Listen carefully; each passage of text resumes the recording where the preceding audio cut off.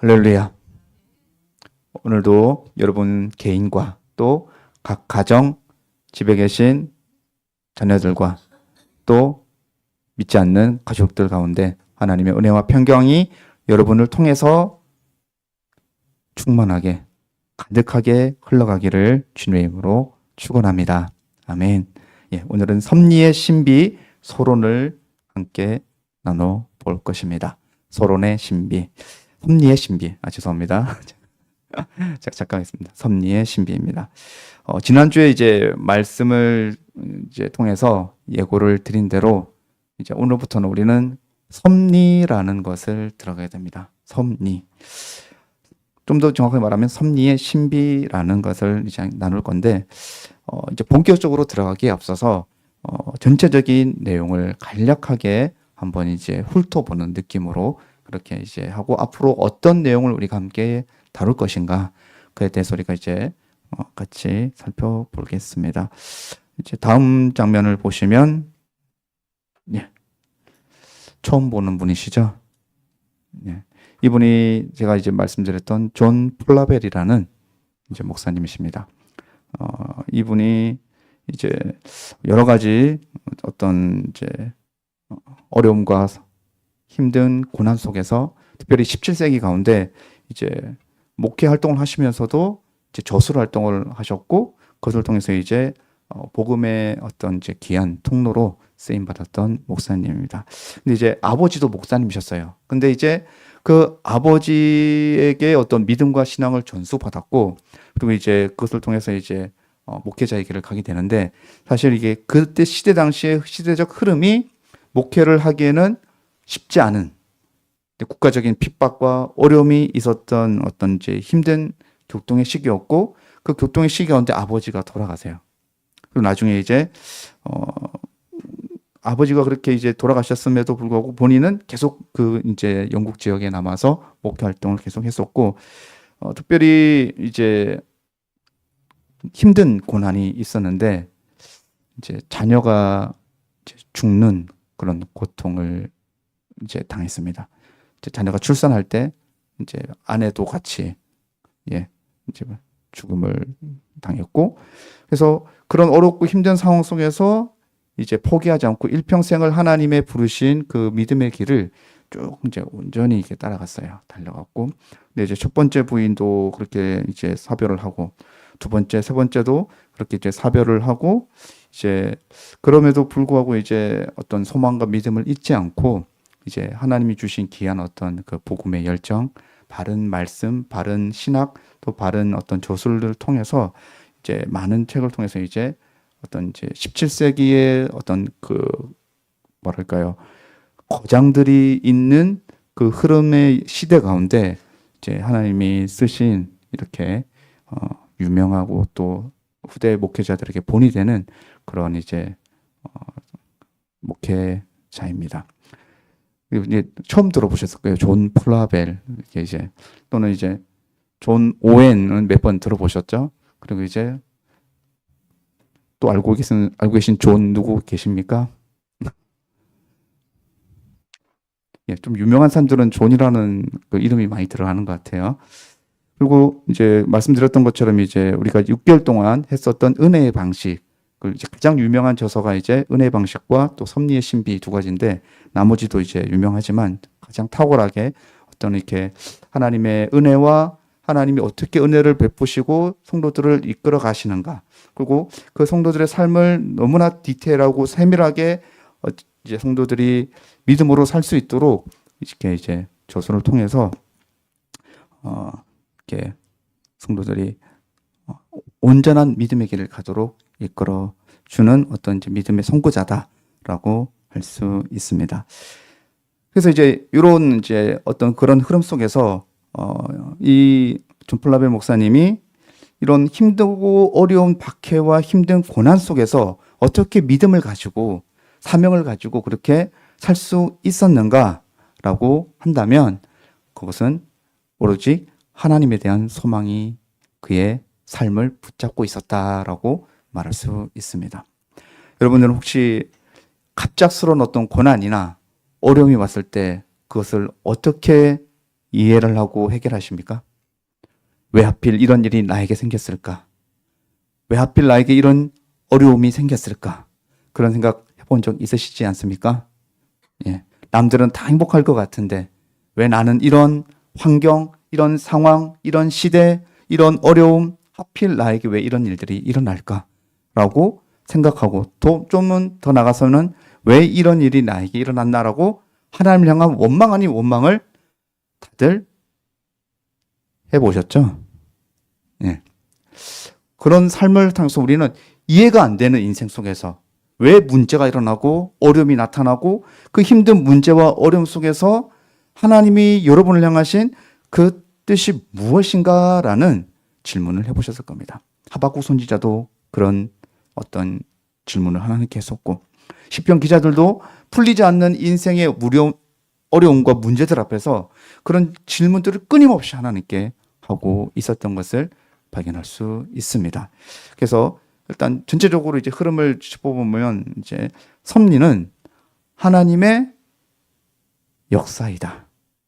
일반적인 세상에 있는 믿지 않는 그런 사람들을 위한 역사가 아니라 하나님의 백성들을 위한 하나님의 역사다라고 블라베 목사님은 말하고 있습니다. 그래서 이제 단순히 하나님의 세상을 유지하고 보존하고 다스리는 것이 아니라 물론 그것은 하나님의 사역 가운데 커다란 부분을 차지하고 있지만 자기 백성을 위해서 모든 일을 이루어 가시는 분이시다. 그래서 하나님은 특별히 이 세상을 통치하고 다스리고 보존하지만 하나님의 백성들을 더 집중해서 관리하시고 또 섭리하신다라고 말하고 있습니다. 그래서 이제 그런 예를 이제 다윗이 처해 있던 절망적인 상황. 사실 다윗은 어렸을 때 기름 부음을 받았지만 그의 성장과 또 왕이 되기까지, 왕이 돼서도 그의 삶은 결코 평탄하지가 않았습니다. 다 아시는 것처럼 사울을 피해서 사울이 죽이려고 쫓아올 때도 또 사울이 바로 눈앞에서 있음에도 불구하고 원수를 갚지 않고 선으로 악을 갚는 그 모습을 통해서 우리가 읽었었던 이제 그 57편 2절 말씀도 그런 내용이 담아 있죠. 사울을 피해서 동굴에 숨었는데 마침 그 동굴에 사울이 들어와요. 그 벌벌 떨면서 하나님께 기도하고 있는 거죠. 하나님이요. 내게 은혜를 베푸소서. 내게 은혜를 베푸소서. 지금까지 나를 인도하셨던 하나님, 나를 왕으로 세우신 하나님, 나를 부르신 하나님, 하나님이 그렇게 인도하셨던 것처럼 나를 지금 하나님께서 도와주시옵소서. 그래서 1절에 은혜를 베푸소서 이렇게 두 번이 등장하는 것이 그저 우연히 일어난 것이 아닙니다. 그리고 그 눈앞에 닥친 그 재앙을 하나님께 기도하고 하나님께 아뢰면서 이것을 지나가게 하려고 간 거죠. 어떻게 되면 그냥 목숨이 잃을 수밖에 없는 상황입니다. 현실적으로 말한다면. 그런 속에서 그 굴에서 숨어 있었던 인간적인 어떤 상황, 인간적인 현실 앞에서는 도저히 소망이 없는데 다윗은 믿음을 일으켜서 자기를 위해 모든 것을 이루시는 하나님, 그 하나님께 기도했습니다.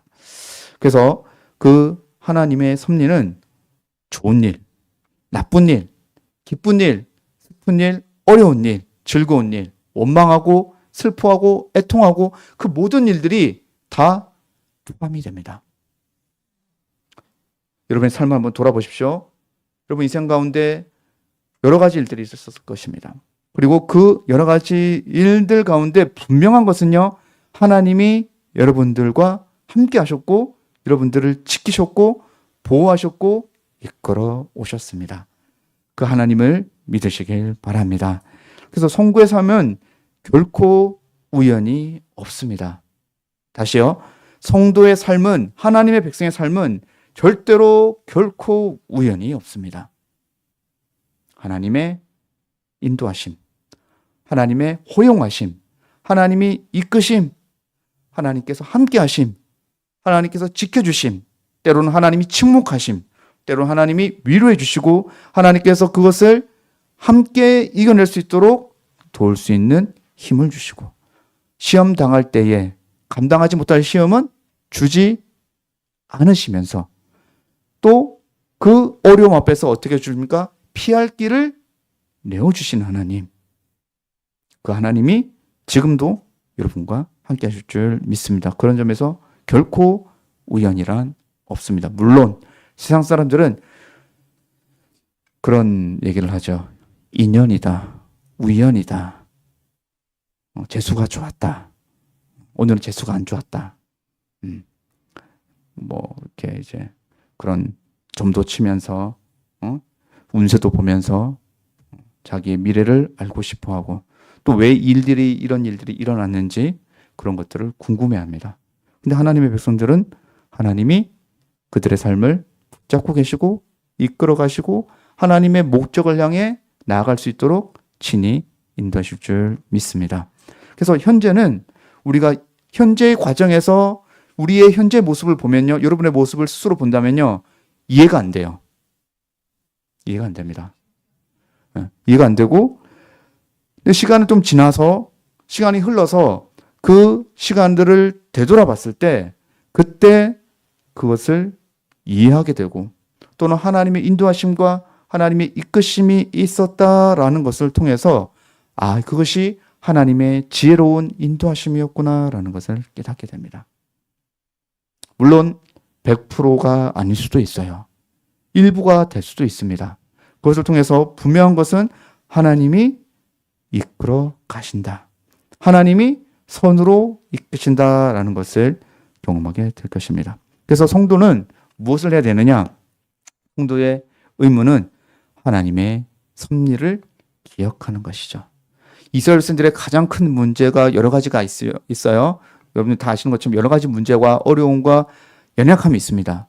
그들이 가장 많이 범하는 실수나 연약함이 뭘까요?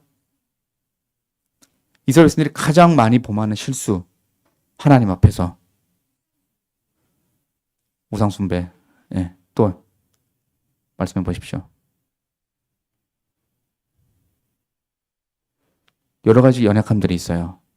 그들 가운데 횟수나 빈도나 여러 가지 것들 가운데 가장 많이 하는 것. 하나님을 잃어버리는 거예요. 하나님의 말씀을 잃어버려요. 무슨 말이냐? 하나님이 말씀하신 것들을 하지 않고 자기 마음대로 하는 겁니다. 우리가 요새 새벽 예배 때 사사기를 하고 있는데 사사기의 크다는 주제가 뭡니까? 이 백성이 왕이 없으므로 자기 소견에 옳은 대로 행하였다라는 것이 커다란 주제입니다. 하나님을 기억하지 않는 것. 하나님이 행하시고 베푸시고 이끄셨던 것을 정면 부정해버리는 것. 그것을 통해서 그냥 자기가 자기 하고 싶은 대로 하면서 사는 겁니다. 어떻게 보면 일방 세상 사람들이 사는 모습 또는 용서하고 들으십시오.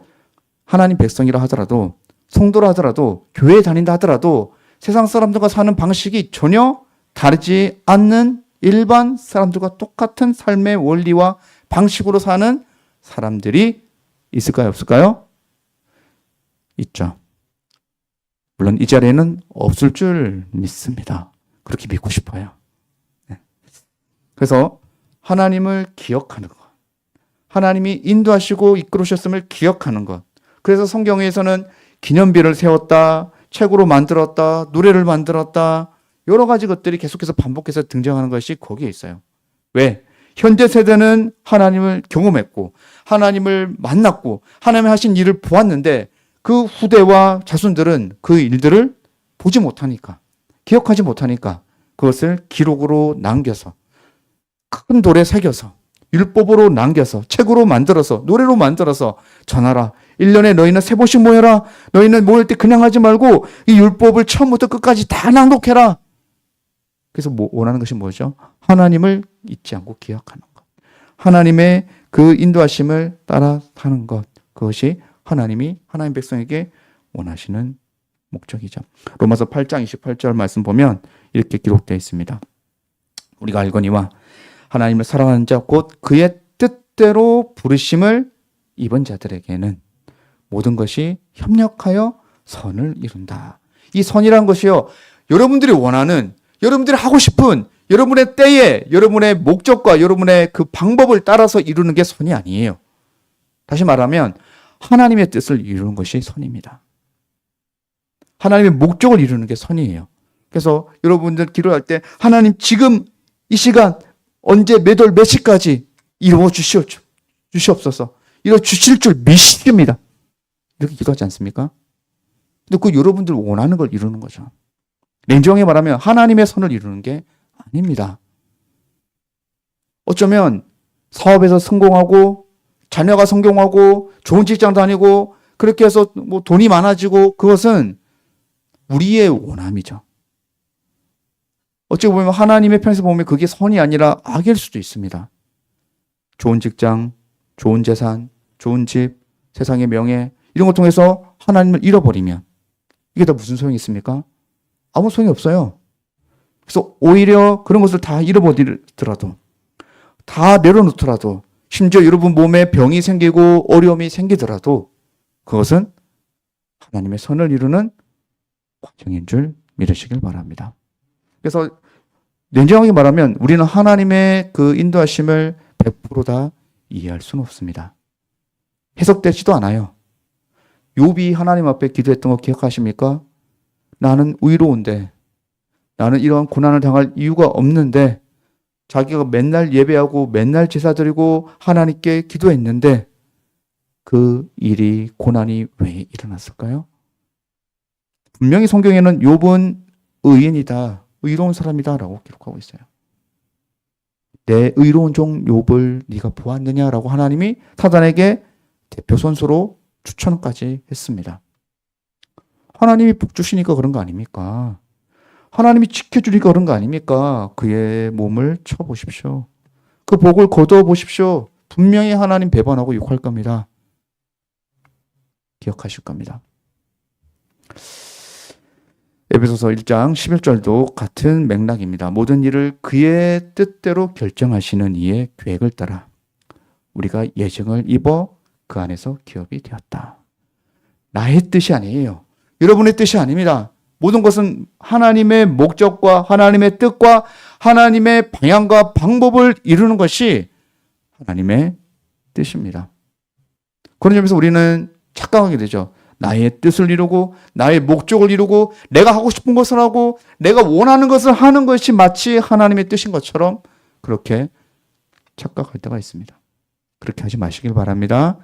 여러분의 뜻을 굴복시키고 하나님께 방향을 맞추고 하나님이 원하시는 것을 하는 것, 그것이 하나님이 기뻐하시는 일일 겁니다. 그 일이 해결이 안 되면요, 인생에서 경험하셨겠지만 계속해서 그런 일들이 반복이 돼요. 어떤 분은 재정의 문제로, 어떤 분들은 자녀의 문제로, 어떤 분들은 직장의 문제로, 어떤 분들은 여러 가지 기타 다른 문제로 계속해서 턱턱턱턱 걸려요. 그리고 본인이 원했던 어떤 목적과 높은 자리에 올라갔다 손 치더라도 어느 날 한순간에 꼬꾸라집니다. 정치인들, 유명한 사람들, TV, 언론 통해서 많이 보셨을 거예요. 그것이 진짜 하나님이 원하시는 것인가? 그것이 진짜 여러분의 목적과 방향과 여러분의 원하는 방법대로 다 이루는 것이 하나님의 영광 받으시는 것인가? 하나님은 그것이 하나님의 선이다라고 말하지 않습니다. 문자적 의미에서 섭리가 뭘까요? 문자적 의미에서 섭리라는 것은 하나님께서 자기가 만드신 이 창조 세계, 피조 세계를 다스리시고 감독하시고 하나님의 계획과 뜻에 따라서 이끄시는 하나님의 능력을 가지고 섭니다라고 말하고 있습니다. 쉽게 말하면 하나님이 다스리신다. 하나님이 이끄신다. 하나님이 보존하신다. 하나님의 뜻을 위해 이끌어 가신다라는 것이 하나님의 섭리입니다. 생각해 보십시오. 여러분들 하나님을 믿으십니까? 믿으세요? 아멘 소리가 너무 작은 것 같아요. 하나님을 조금만 믿으시는 것 같습니다. 여러분들이 지금까지 살아왔었던 인생을 한번 돌아보십시오. 어떤 부분은 여러분들이 하나님의 인도하심을 띄엄띄엄 느낀 부분도 있을 거예요. 또 어떤 부분은 어떻게 인생을 지나왔나, 삶을 지나왔나 생각나지 않을 수도 있습니다. 근데 분명한 것은요, 하나님이 모든 일생과 일상, 모든 삶을 다스리셨다라는 것을 믿으셔야 돼요. 또 우리는 그것을 잘 믿질 못해요. 내가 한 것 같고, 내가 이룬 것 같고, 여러분들이 여러분의 힘과 노력과 어떤 수단들을 통해서 그것을 했다라고 말하고 싶을 거예요. 왜? 인간은 그런 존재니까. 인간은 그렇게 자랑하고 싶어 하니까, 인정받고 싶어 하니까, 높아지고 싶어 하니까, 사랑받고 싶고, 인정받고 싶고, 용납받고 싶어 하니까 그렇게 생각할 수도 있습니다. 그러나 성경에서는요, 그 어느 것 하나도 우연이 없습니다. 우연이 없어요. 옆 사람 한번 얼굴 보십시오. 옆 사람, 권사님, 옆 사람, 장로님 보시라고요. 장로님. 네. 이렇게 앉아있는 것도 결코 우연이다, 우연이 아니다, 우연이 아니다. 네, 하나님의 인도하심과 섭리가 있습니다. 이것이 왜 이렇게 생겼나, 이것이 왜 나를 이렇게 쳐다보나, 그렇게 하지 마시고, 옆에 있는 다른 지체들을 통해서 하는데, 이 사람만 아니면, 이 사람만 없으면 내가 진짜 신앙생활 잘할 것 같아요. 그런 생각 해본 적 있습니까? 없습니까? 하나, 둘, 셋. 씁니다. 있을까요? 있다라고 생각하셔도 되고, 없다라고 말씀하셔도 되지만, 그 한 사람 때문에 여러분들이 어떻게 됩니까? 하나님께 뭘 해줘? 기도합니다. 하나님, 저 인간 때문에 내가 죽겠습니다. 하나님, 다리 뭉대를 좀 뿌리뜨리시든지, 아니면 좀 멀리 옮기시든지 좀 어떻게 좀 해주십시오, 하나님. 솔직히 그런 기도 해본 적 있어요, 없어요? 있습니다. 교회만 그런지 아세요? 직장에서도 마찬가지예요. 하나님, 저 사람 너무 나를 괴롭히는데, 그럼 저 사람만 없으면 내가 진짜 직장생활 잘할 것 같아요. 어떤 분이 그런 말씀 하시더라고요. 이런 말씀을 설교 가운데 써도 될지 모르겠지만, 용서하고 들으십시오. 이제, 총량의 법칙이라고 하던데, 그걸 이제, 혹시 들어본 분도 계실지 모르겠지만, 한 번만 사용하겠습니다. 용서하고 들으십시오. 지랄 총량의 법칙이라고 합니다. 어디를 가든, 어느 장소에서든, 그런 사람들이 반드시 있다라는 거죠. 왜 그 사람들을 하나님이 하필 우리 가족, 내가 경영하는 사업장, 또는 다니는 직장, 또는 우리가 섬기는 공동체 가운데 허락하셨을까? 그 사람만 없으면 나 진짜 신앙생활 잘할 것 같은데, 생각해 보십시오. 여러분의 삶에서 그런 사람들이 있습니다. 있어요. 왜 그런 사람들이 있을까? 그를 통해서 하나님이 여러분을 다루십니다. 다시요.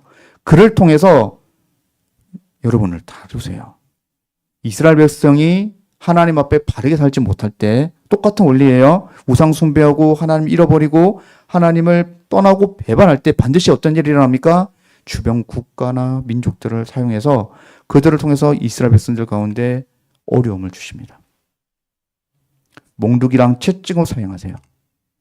그래서 그들이 괴롭고 힘들고 어려워서 결국 하나님께 기도하고 하나님을 찾아요.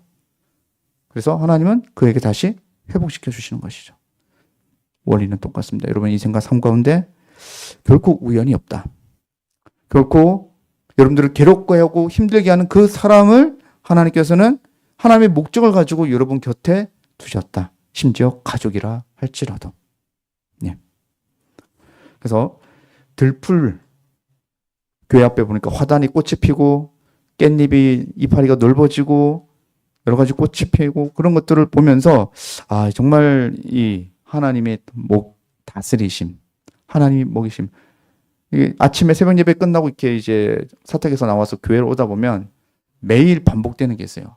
새들이 언제 일어나는지 막 짹짹짹짹 하면서 참새고 막 무슨 여러 종류도 모르겠어요. 근데 분명한 것은 새들이 막 짖는 소리가 들립니다. 그들이 무엇을 먹고 있을까? 무엇을 마실까? 어떻게 그들을 하나님이 입히시고 먹이시는가? 또 참새 한 마리도 하나님 허락하지 않으시면 팔리지 않고 떨어지지 않는다 했는데 하나님께서 그렇게 세밀하게 다스리신다 했는데 그래서 성경은 하나님의 모든 주권과 다스림과 하나님의 인도하심이 있다라고 말하죠. 정말 유명한 신학자 가운데 칼빈이라는 분이 계십니다. 칼빈이 기독교 강요 1권 16장에서 이렇게 말하고 계세요. 하나님께서 새가 날개 아래 새끼를 품듯이 자기 백성을 보호하시고 모든 피조물을 하나님의 특별한 섭리로 보존하신다라고 가르칩니다. 이 말씀은 이제 주님께서 자기 백성들을 모으시고 다스리는 어떤 말씀을 통해서 그것을 해결하시죠. 단순히 하나님이 이 땅을 그냥 우주를 유지하는 것이 아니라 하나님의 백성을 특별하게 특별 관리하신다는 거죠. 로마서 8장 38절 39절 한번 같이 읽어볼까요? 시작. 내가 확신하노니 사망이나 생명이나 천사들이나 권세자들이나 현재일이나 장래일이나 능력이나 39절 높음이나 깊음이나 다른 어떤 피조물이라도 우리를 우리 주 그리스도 예수 안에 있는 하나님의 사랑에서 끊을 수 없으리라. 아멘.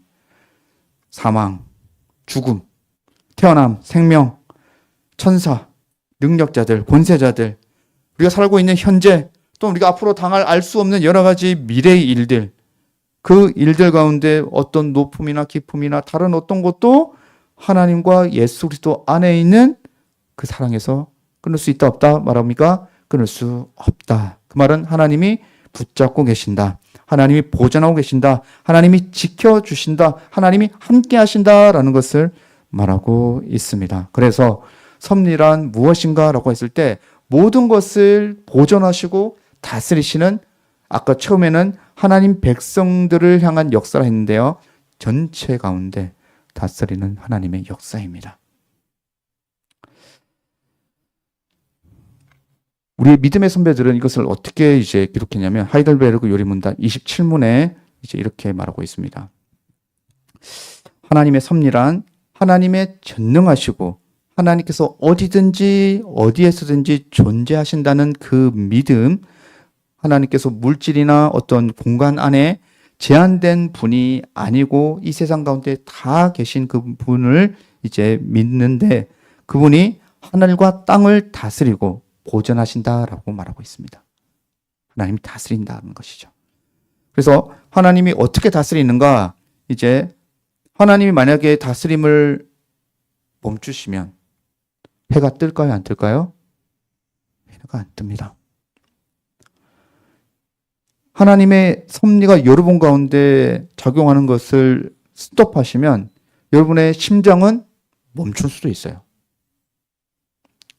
해가 뜨고 여러분들이 숨을 쉬고 우리 안에 있는 몸의 기관과 장기들이 기능을 하고 하는 모든 것들이 당연한 게 아닙니다. 하나님의 인도와 보호하심이 있기 때문에 그렇게 하는 거죠. 바울이 사도행전 17장 28절에 이렇게 말하고 있죠. 그 안에서 우리가 살며 움직이며 존재한다라고 기록합니다. 하나님의 인도하심 아래서, 하나님의 보호하심 아래서, 하나님이 이끄심 아래서 살아간다라는 것이죠. 여러분도 동일하게 그런 믿음을 고백할 줄 믿습니다. 그렇게 본다면 우리가 살아가는 모든 것이 숨쉬는 것, 살아가는 것, 먹고 자고 때로는 고통당하고 어려움당하고 그 모든 것들이 다 하나님의 은혜요, 하나님의 선물입니다. 할렐루야. 그래서 하나님은 만물을 다스리시죠. 어떻게 다스립니까? 그의 뜻대로 다스리십니다. 그의 목적대로 다스리고 자연도 다스리고 역사도 국가도 개인의 삶도 다스립니다. 이스라엘 백성들이 끊임없이 반복됐던 역사 가운데, 침략당했던 역사 가운데, 디아스포라 온 세계로 흩어졌던 역사 가운데 다시 부르시고 국가로 세우신 하나님의 역사도 동일하게 하나님의 섭리 가운데 있는 줄 믿습니다. 그래서 어떤 일도, 어떤 문제도, 어떤 것도 하나님의 손이 미치지 않는 곳은 없다. 두 번째로, 이 섭리란 성도들의 유익을 위해서 베푸시는 하나님의 표현입니다. 유익을 위해서. 다윗은, 우리가 읽었던 57편에서 다윗은 동굴 속에서 냉정하게 말하면 죽음을 기다리는 사람이었어요. 할 수 있는 게 아무것도 없어요. 능력도 없고 힘도 없고 권세도 없습니다. 근데 그곳에서 그는 어떻게 기도하냐면 나를 위해서 모든 것을 이루시는 하나님이라고 고백합니다. 죽음 앞에서. 그래서 만약 여러분들이 죽음을 앞두고 있다. 여러분이 어떤 인생 가운데 우리 모두는 다 이제 하나님 부르시면 때가 있겠죠. 그때 이런 말씀을 기억했으면 좋겠습니다. 나를 위하여 모든 것을 이루시는, 이끄셨던, 완성하시는 하나님이셨다라는 믿음의 고백이 있기를 소망합니다. 그래서 이 섭리는 단순한 하나님의 다스림과 통치가 아니라 하나님이 돌보심이죠. 하나님이 함께 하심입니다. 그래서 하이델베르그 요리문답 28문에서 섭리를 아는 것이 무엇이 유익이 되는가라는 것을 간단히 말씀드리면 어려움 속에서도 성도를 인내하게 합니다. 인내하게 해요. 힘든 상황 속에서 도저히 이해 안 되고 해석되지 않고 알 수 없는 그런 현실 앞에서 인내하게 됩니다. 두 번째, 형통할 때는 어떻게 해요? 감사하게 되죠.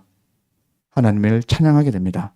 그리고 과거의 나를 이끄셨던 하나님, 현재 나를 이끄시고 계신 하나님, 앞으로 나와 함께 하시고 이끌어 가실 하나님께 여러분의 미래를 맡기게 될 겁니다. 왜냐하면 하나님의 섭리가 없다면, 하나님의 인도하심이 없다면 하나님은 여러분 가운데 아무런 상관이 없는 분이시기 때문이죠. 그래서 우리가 아까 배웠던 말씀과 같이 모든 것이 협력하여 선을 이룬다. 그 선이 하나님의 목적과 하나님의 뜻을 이루는 것임을 기억해 주시고 마지막 세 번째로 하나님의 섭리를 믿는 성도의 삶이란 어떻게 살아가야 하는가? 하나님의 행하심을 기억하는 것으로 또 여러분들의 삶을 말씀으로 해석하는 것으로 어떤 말씀입니까? 여러분들이 읽고 묵상하는 말씀이 아니에요. 여기서 말하는 것은 하나님이 세우신 하나님의 질서에 따른 하나님의 말씀을 대언하고 전달하는 목회자를 통해서 그 말씀을 여러분 삶에 적용시키는 것을 통해서 해석해야 합니다. 물론 개인 경건 생활, 묵상 생활, 큐티 또 필사하는 거 중요하죠. 하지만 그것들이 은혜의 올바른 수단은 아닙니다. 하나님이 주시는 통로를 통해서 그 은혜의 수단을 통해서 여러분의 삶을 해석하시길 바랍니다. 그래서 세미나를 제가 갔다 왔었는데 거기서 이런 질문을 하는 사람이 있었어요. 자기가 이제 형제가 질문한 거예요, 교수님한테. 자매가 신학을 해서 목사가 되려는 목적을 갖고 있는 자매인데 형제는 일반 그냥 청년이에요. 교회 열심히 잘 다니는 청년. 결혼을 해야 될까요? 말아야 될까요? 질문이 들어왔어요.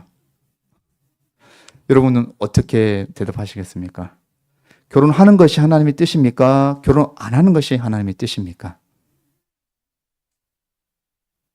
하는 것이 하나님의 뜻이다. 또는 안 하는 것이 하나님의 뜻이다. 어떤 것이 하나님의 뜻일까요? 생각해 보세요. 교수님 했던 말씀을 그대로 제가 이제 전달하면 이혼해버려. 결혼도 안 했는데 어떻게 이혼합니까? 이제 그 말씀을 들은 다른 목사님은 만약 자기한테 그런 질문 한다면 결혼하든지 말든지 마음대로 하라고. 네, 그렇게 얘기를 하더라고요. 하나님의 뜻이 뭔가? 하나님 내가 짜장면을 먹을까요? 짬뽕을 먹을까요? 어떻게 하는 것이 하나님의 뜻입니까? 어떻게 해야 될까요, 여러분? 짬짜면을 드시면 되죠. 아니면 이제 하나씩 시켜서 나눠 먹든지 먹고 싶은 거 드시면 됩니다. 하나님의 뜻을 개인의 어떤 목적이나 그런 거에 맞게 자의적으로 해석하지 마시고 하나님의 인도하심을 따라 해석하시길 바랍니다. 하나님의 때를 기다리십시오. 언제요? 하나님께서 여러분 가운데 확실하고 온전한 길로 이끄실 때까지. 그래서 자기 백성의 유익을 위해서 이끄시는 하나님이시니까 하나님의 때를 이루실 때가 반드시 오실 거예요. 예수님 오셨을 때도요, 때가 참에 예수님이 오셨어요. 예수님 오시기 이전에 세례 요한이 먼저 그 길을 준비했죠. 그리고 나서 예수님이 오셨고, 예수님이 오셨고 자기의 사역을 감당하셨습니다. 마찬가지로 우리도 하나님의 때를 기다리는 여러분 되시길 바랍니다. 말씀의 결론을 맺겠습니다.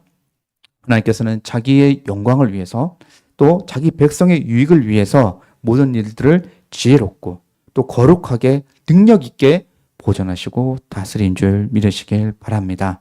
그래서 하나님의 섭리는 우리가 다 이해할 수는 없지만 하나님의 영원한 작정에, 하나님의 계획에, 하나님의 섭리에 따라서 모든 피조물 가운데, 모든 사건들 가운데 하나님이 보존하고 역사하십니다. 이것은 좋은 일, 나쁜 일 다 포함을 하고 있어요. 그렇기 때문에 우리는 인내하면서 하나님의 다스림을 기다리시길 바랍니다.